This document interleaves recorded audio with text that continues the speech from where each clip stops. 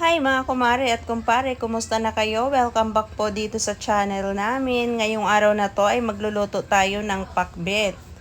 At ayan na yung ating taba ng baboy. At tingnan nyo, ang daming mantika. Tatanggalin ko na to. Tsaka yung mantika hindi ko siya isusama. Ang kukunin ko lang dito yung taba ng baboy ito. Kasi masarap ito sa pakbet. Tapos itong mantika, itatapon ko na yan. Hi mga kumare at kumpare, andito na tayo, magluluto na tayo ng ating pakbet. Ayan, naglagay ako ng mantika. Igigisa ko muna yung ating bawang.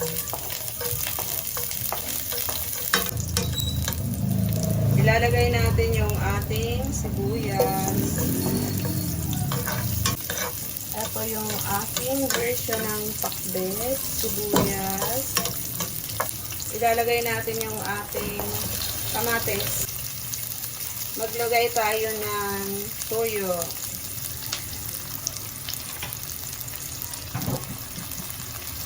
Maglagay tayo ng oyster sauce.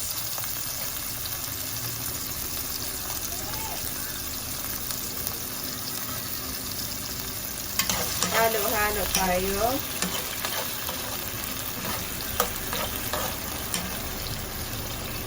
At ilagay na natin yung ating karning baboy. Andito na yung taba ng baboy yung hinalo ko. Ayan.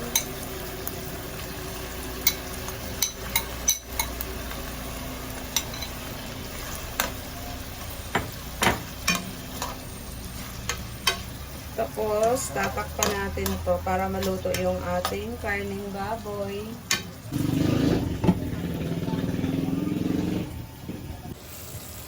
At ito na nga, lumabas na yung tubig na galing sa karning baboy. Patutuyuin natin yan bago tayo maglagay ng tubig para mas maluto ng mantika yung ating karning baboy. Para hindi maprito siya ng konti. Katulad nito, ito, wala na siyang tubig. Kaya lumabas na yung mantika niya. Ngayon, ang gagawin natin dito tayo maglalagay ng tubig. Ayan.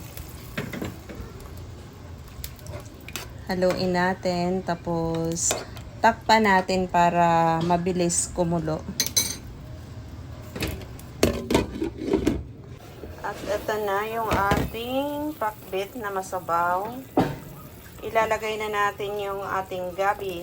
Ayan, gabi. Kailangan kunting gabi lang. Yung balance lang sa lasa kasi pag nasubrahan ang gabi, pangit ang lasa. Ayan. Kailangan natin tatakpan to. At ito na, medyo malambot na yung ating gabi. Ayan.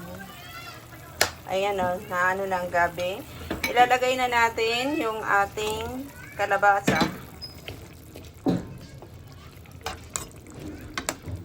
Ayan, saglit lang. After 1 minute, pero tatakpan natin. Ilalagay natin yung ating sitaw. At ito na, kumulo na siya.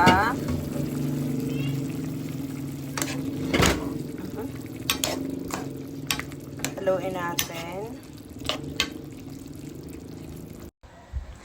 At ngayon, mga kumare at kumpare, ilalagay natin yung ating sitaw.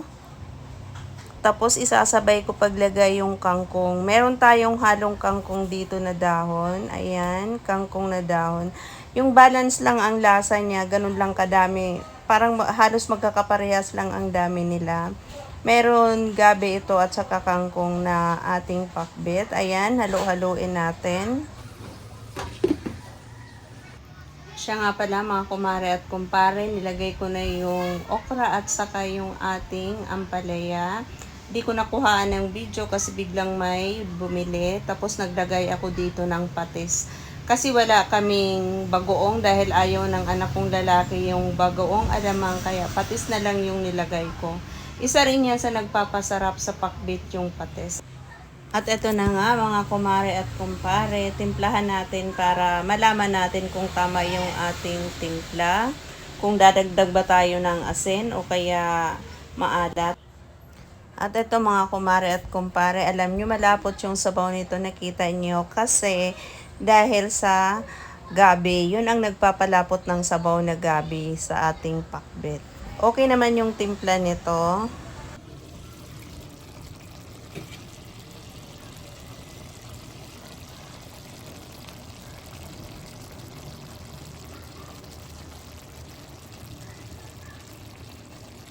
Ayan, luto na to.